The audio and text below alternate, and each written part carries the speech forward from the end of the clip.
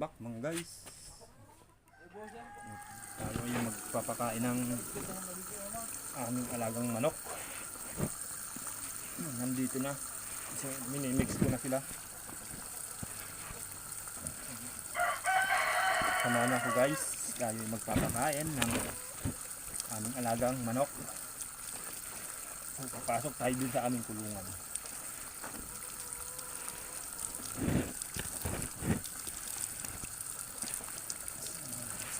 Guys. So ayan mga guys yung aking pambahog sa aming mga alaga. So mix lang natin siya ng konti. So nandito na lahat. So, pinigaan natin to ng oregano tsaka ng madre de agua para masustansya yung kanilang pagkain. So, lagyan natin ng konting oregano tsaka madre de agua. Hindi na namin sila guys binabahog ng buo yung madre de agua. Ang ginagawa ko ay dinidikdik ko kasama ang oregano. So magandang papakain sa aming mga alagang manok. Sa mga nagmamanukan dyan, ganun din ang gawin nyo. So lalabas ang sustansya ng madre de agua. Tsaka haluan natin ng oregano na isa sa antibiotic sa ating mga alagang manok. So tara guys, samahan nyo na ako magbahog. Ito yung aming mga black. Nangingitlog na sila. Sa katunayan kanina ka-harvest lang natin ng itlog galing dito. So, lahat ng aming mga breeder na manok dito sa aming kulungan, lahat namin nakuna ng itlog. So yan yung aming BA or Black Australorp. So lipat naman tayo guys sa kabila. So nandito naman tayo sa aming Golden Buff or Pington. May napahalo lang siyang crossbreed na BA sa RIR. So sobra na sila doon sa kabila kaya nilagay ko sila dito sa gitna. Ito yung aming bagong roux na Buff or Pington. So siya ay magpo-4 months pa lang.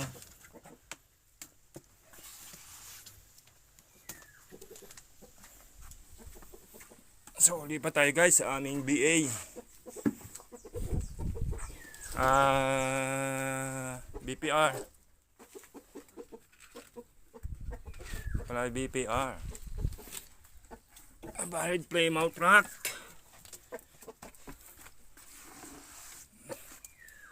So ayan, kumakain na sila guys.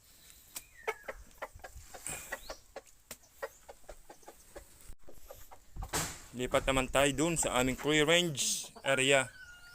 Nandun yung aming ibang manok na nangingitlog na. So ayan, ito yung aming tatlong laying area. Ito ang aming incubator. Yan. Diyan kami nag-incubate, 2 DIY tsaka isang automatic na incubator. So medyo nasira yung aming automatic na incubator kaya gumagamit kami ng DIY o styrofoam na incubator. So nandito na yung aking unang papisa. So yan.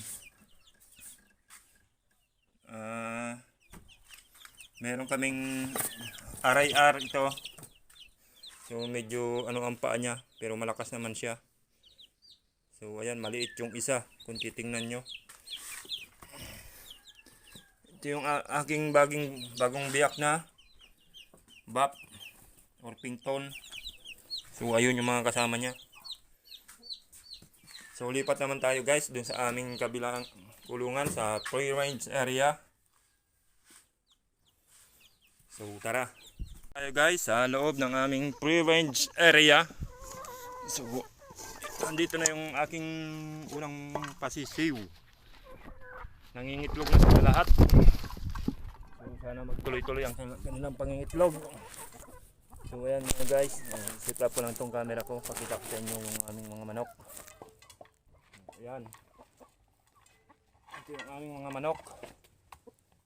Kung makikita nyo. Yan yung una kong mga mga sisiw ng manok. Yan lahat sila, pati yung nandun sa loob. So malalaki na sila.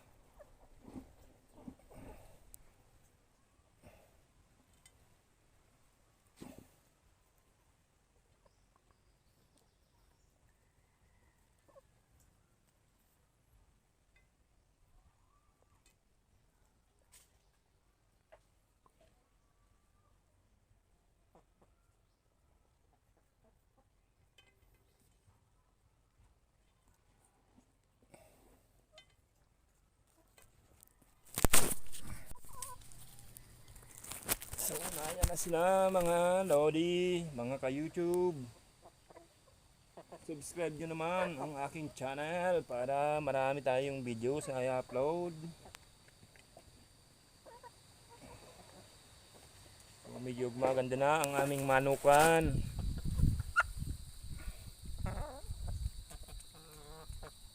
So, gumaganda na sila lahat mga guys, oh. Yan, oh, nakikita ninyo. Yung aking tandang na kabisa, yan. Golden Buff Orpington din siya pero crossbreed siya. Crossbreed sa RIR. So nag-crossbreeding kami. RIR tsaka Orpington and BA na inahin. So yan ang lumabas. Pero meron kaming nag pure black na inahin. Talagang as in black. So magandang lahi ng BA or Black Astrolord. So nandun sa unang nating binahog mga guys, kasama siya doon. So, tapos na tayo guys magbahog ng aming mga alagang manok. Dito naman tayo sa gansa. Meron kaming gansa. Mitlog siya ng 10, sana mabiyak, naglilimlim na.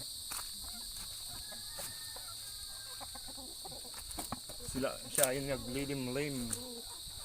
So, pasok tayo dito guys sa aming loob ng kulungan ng gansa. So, pakita ko sa inyo guys yung gansa. So, ayan. Pareho silang nagtutulong sila yung tandang na gansa dun sa inahin. Nililimliman nila parehas yung itlog. So ayan, kumakain na sila. So, lipat naman tayo dito sa kabila.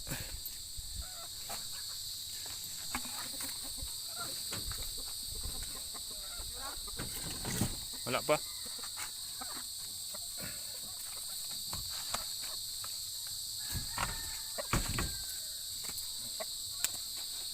Magain mo yung mata mong isa.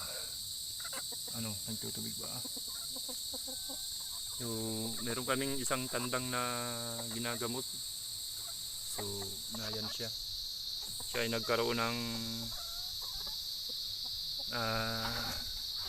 cool eye. So, dalawang mata ang niya. Ginagamot ko pa rin siya. So, mano-mano. Mano-mano tayong nagagamot dito. So,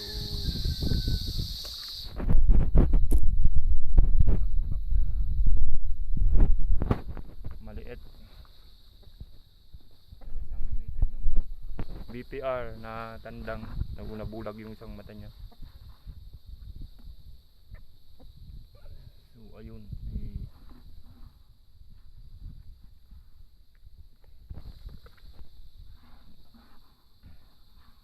At malapit tayo guys tapos magbahog. So tayo ay lalabas na dito sa munting kulungan na to.